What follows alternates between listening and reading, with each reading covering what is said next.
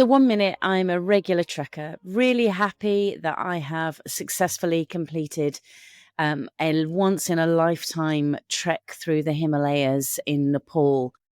And the next minute I am dealing with and taking charge of a road traffic accident in a country where I don't speak the language and I'm not even first aid trained. Welcome to another episode of Coming to Your Senses. And in today's episode, I do want to share this incident with you that happened less than a week ago. I've been back in the UK for about 4 or 5 days. And I want to share the incident with you because it's raw. It's still very much on my mind. Not that I'm playing over things, but it's more because the experience has had such a profound impact on me. And I suspect that that's going to just ripple out even more, because what I've recognized is the power of trust and calm and really knowing, truly seeing more of who you actually are rather than who you think that you are. So let me put it into context for you. So, there were 9 of us on the trek that had completed the 5,106 meter pass in the Manaslu circuit going over Laki Pass. And we had come down the other side. So it takes 8 days to go up, 2 days to come down, as it does with pretty much any of those kinds of treks. It's always the longest bit was going up. And we were heading back in 2 jeeps with drivers and guides and porters and the other successful trekkers. We were really ready for showers. Believe me, I don't think I've ever stunk so much in all of my life. We were ready to have a choice of food, as opposed to it being pretty much the same thing in every single tea house that we stopped over. Don't get me wrong, I'm very grateful for that food being available. And after 10 days, you kind of want a little bit more variety and something that's fresh as well. And we were all also looking forward to sleeping in a real bed with the potential of a good night's rest, and then a couple of days, day and a half really, of exploring Kathmandu before home. So we'd headed off in our jeep, 2 jeeps, and we'd stop for lunch. All of us come together, having some of that different food for a change. And then as we got into our jeeps, the other guys headed off before us, and then we were following in a second car. Now, if you've never been to a country like Nepal, I've been to Nepal and India and Cambodia, and there's quite a similarity in the way that they drive, in that unlike the UK and many other Western countries where we have lanes and people tend, on the most part, to stick in those lanes, they don't have lanes, and it's there's more motorbikes than you can shake a stick at, and cyclists and cows and normal bikes, as well as all of the buses and lorries. And it is crazy. It's full on crazy. And you kind of can get used to that franticness of the way that the roads are over there.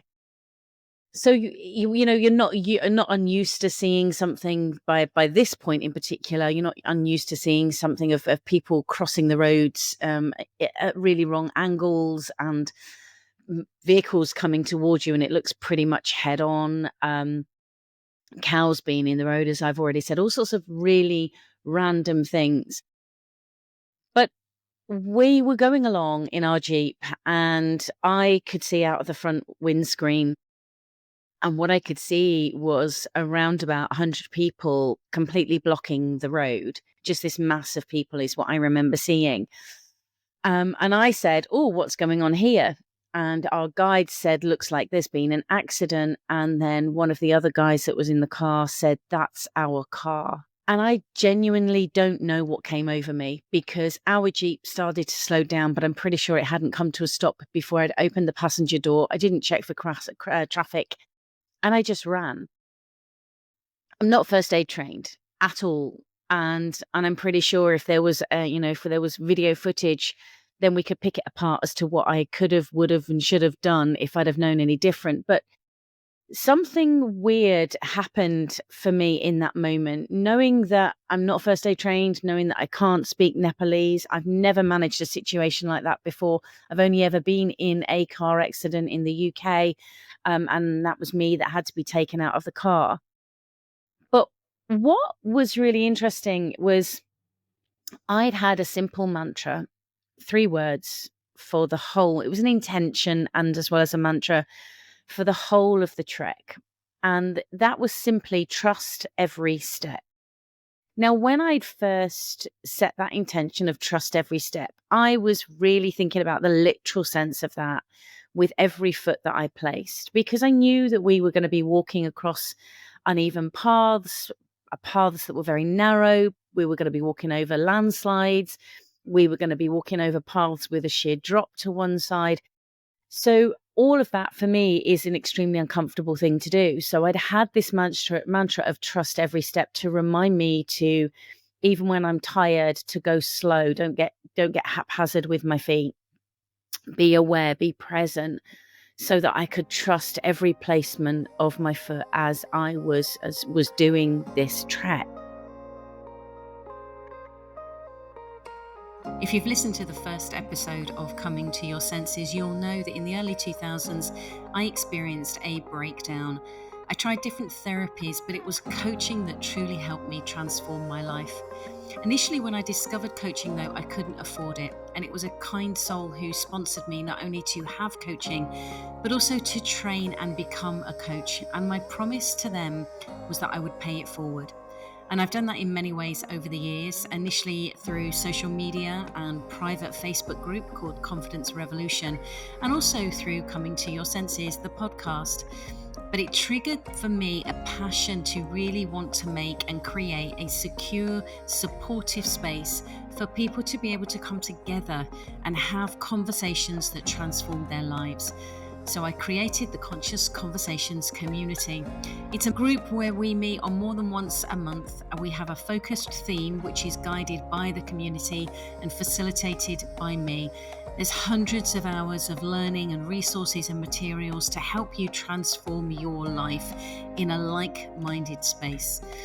Because I get passionate about it, and because this was my promise to pay it forward, I'm offering you the opportunity to trial it for £1 for the first month. If that appeals to you, then head to juleswyman.online/conscious conversations offer. juleswyman.online/conscious conversations offer to explore what's available for you through being part of a conscious community. But as it transpired very quickly, and I'm sure I'll do another episode about this, on the tail end of day one, somehow I had knackered up my right knee. And by lunchtime of day 2, I couldn't bend my right leg.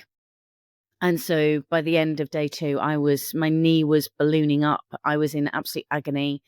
And it was decided that day 3 I would continue on, but on a horse. And what became apparent, because I wasn't particularly comfortable about doing those paths that I've just described on the back of a horse, was actually that trust every step was about trusting the horse's every step too.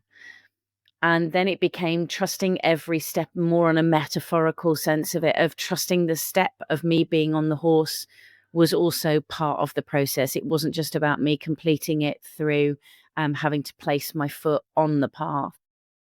So trusting every step had become this really strong intention and mantra that throughout the trek I was repeating and reminding myself of. And what that aligns with is something that I'm still learning to see. It's great. I can get it from a conceptual perspective, but to actually see it and experience it is very different for me. And that is the saying that what is, and what isn't. And being aware that if you go back to an example of listening to the podcast that I did with Michael Neal, he said something about, what I know is that what's in front of me I can deal with, but what's created in my mind I can't. he worded it slightly differently, but that's my remembrance of it. What is, and what isn't. What is was in that moment, I had no plan, I had no strategy, I had no thinking really that I'm conscious of as I ran toward that first Jeep. All I knew was that my friends were in that car and I wanted to go and see how I could help. Now, on arrival, one was extremely upset. It seemed like everybody else, 6 out of the 7 people that were in that car were out and they were removing the bags from the roof and from the boot. But there was one person that wasn't, and they were still in there. And by this point, by the time that I got there, and this was a friend of mine, we'd become close over the trek. I got into the car and grabbed hold of her hand, and immediate thing was, "Can you hear me? Squeeze my hand if you can hear me," at which she did. She was screaming in a lot of pain. But instinctively, I just knew, can you wiggle your toes? Can you wiggle your fingers? What movement have you got? Where is it hurting? Telling the others to go and get some water so that she had something. Somebody else came and brought something, and we worked out the best way to support her head without actually moving it from where it was in that moment. But also something that just happened, and it's only in retrospect of looking at it that I'm aware that I just knew that I had to stay calm, regardless of anything else. By me staying calm, it would be helping her. I just knew that. I again, not trained. I just knew that it was important to do that for her. And then the final thing was not to move her. Now, because it's Nepal and they are not a particularly wealthy country, they do not have even a fraction of the resources that I've experienced in the UK and that I've had the privilege of knowing myself, even though I'm not first aid trained.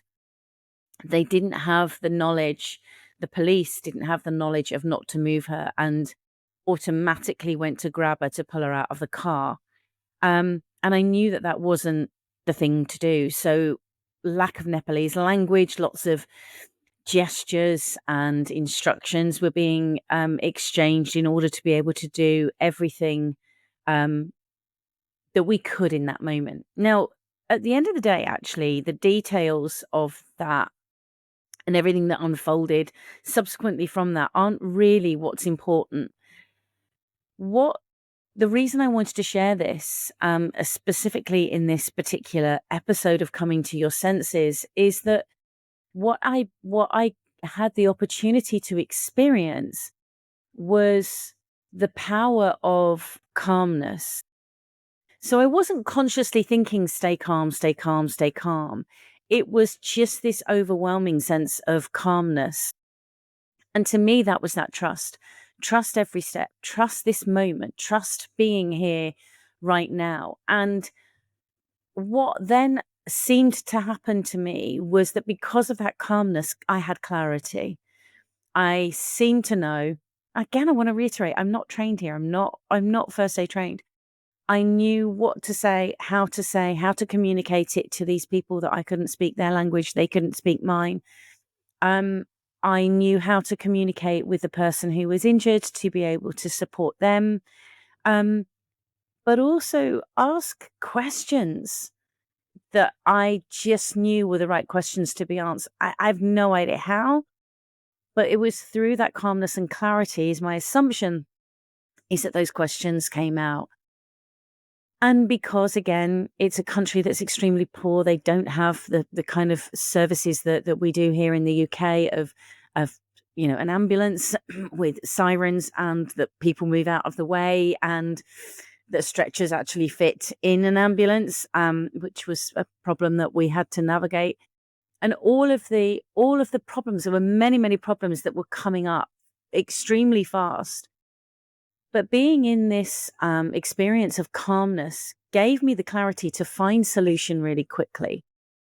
And when I've spoken to people afterwards, my fellow trekkers, and then friends when I've come home explaining the situation, there's a phrase, two words that keeps coming up, which I think sums it up, is that on reflection, What took over more than anything else was common sense. It didn't matter whether I was or wasn't trained, but common sense took over. I'm a pretty pragmatic person on a day-to-day basis anyway. But when those problems arose, such as the stretcher not fitting in an ambulance, don't even get me started on that, I could see the solution, whereas the other 6 people that were around me at that particular point couldn't. They couldn't see a solution. They were trying to resolve it in the same way that they had been, whereas I could see a solution extremely quickly. And to me, it was just obvious. But that's that common sense. And I think that common sense is so often overlooked, and yet common sense, so it's just not common practice. It's what I'm seeing, and bearing in mind that I was with people who did speak both Nepalese and English. But when we are caught up in the noise of our thinking, I think that common sense just goes out of the window, and it's a sense that we can all access. It's one that seems to me at this moment to encapsulate so much of what's going on around us, so much of what's available to us, so much of what is accessible for us. But for us to do that, we have to step away from the noise. We have to trust ourselves. We have to trust the situation that we're in, trust every step. So I am left with at the moment the thinking of that common sense is accessible to all of us, but in order for us to access it, we do need to step away from that noisy thinking and come from a place of calm, which is going to take practice because we're so used to the automatic thinking, that noise, that taking over. And I've thought about this in retrospect because, you know, I was with the person. We got them out of the car, got them to a small clinic, got them into a hospital, got them into an ambulance, finally got the stretcher to fit, and then drove the hour to the nearest hospital, and then in A&E there. There was so much about pragmatism. There's so much about that common sense. We need water to take with us, for example. I just automatically knew that I had one bottle of water with me, and I said to one of the other travelers, can we go and get me another bottle to take with us? I just knew that would be helpful. And it's not about ever not going through that pre-plan, and certainly not, I'm contemplating going and doing a first aid, but even a basic first aid course as a reminder for myself to what it is that is needed. Those things are really helpful.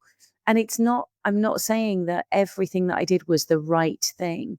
It's not about right and wrong, but it is about recognizing that with the information that I had, with the skill set that I have, with the calmness and the trust that I had in that moment, I did the very best that I could in order to be able to navigate that situation.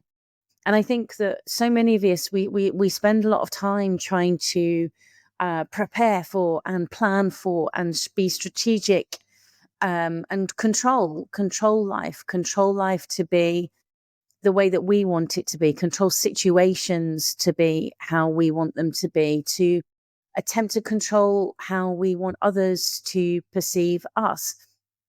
And actually, we don't know who or what we are or what we're capable of until we are in those situations where we have no control, where we have to navigate what is right in that moment. We're not dealing with what isn't, because that's just unhelpful. It's not going to give us anything. But to deal with what is in that moment can give us an opportunity to truly see what we're capable of. No one is more surprised than me that when I walked back into the hotel in Kathmandu, more than, I think it was about 24, 36 hours after the accident had happened, that actually the other group, the guys in my group nicknamed me first responder. No one's more surprised than me at that. No one, because it's not a situation that I would have thought I would have stepped into in the way that I did, but it's only when life presents us situations and circumstances, and some of them are great and some of them really aren't. But it's only when we're in that experience that we can truly see what we're capable of. And you just never know what you're capable of until you're in that situation or you're in that circumstance, and you can find those resources that you maybe never thought you'd be able to access, whether that is in the same instance as myself, as that level of calmness and clarity, or whether it was that trust, or even just seeing the value, the true value of something that's dismissed so often, of common sense, and actually what that can do in that moment. But we don't have to wait, I don't think. But I don't think we have to wait for those circumstances to present themselves. We don't have to wait for life's curveballs to knock us off our feet to then see what we're capable of. I'm very, very grateful that I happen to have trust every step as my intention and my mantra throughout that trip, because I think that then actually culminated in the road traffic accident for me to truly trust every step in that situation and in that process. So we can start practicing those things now and learn from it as we go along, whether that's dealing with a work situation, whether that's dealing with a personal matter. We can start to practice being as calm and clear as we possibly can, and trusting ourselves to have a go at something in order for us to be able to learn from that. Whether that it might be starting a podcast, it might be leaving a comment, it might be reaching out to somebody that you've lost contact with. There's so many possibilities with it. But the more that you can learn to trust that process and access your own resourcefulness, your own resilience, it can make such a difference in your life. The profundity of all that unfolded whilst I was in Nepal is still percolating for me. My fellow traveller that was actually in the car is still recovering in Kathmandu in Nepal.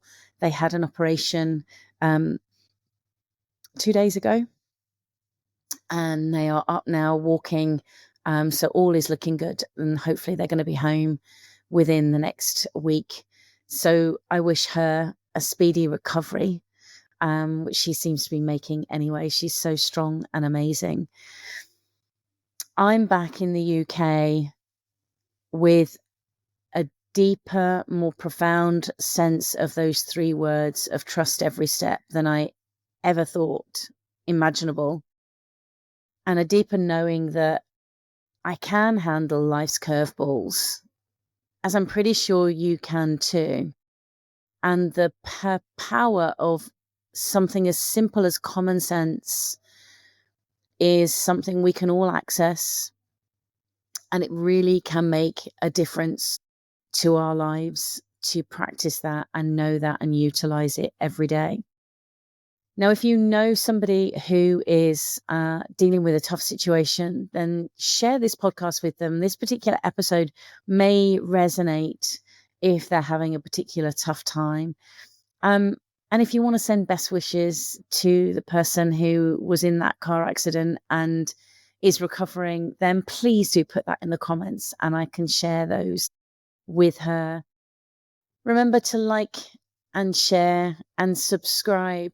And if you want to practice the art of common sense, practice the art of trusting every step, then let me know how you get on. And I look forward to speaking to you in another episode of Coming to Your Senses very soon.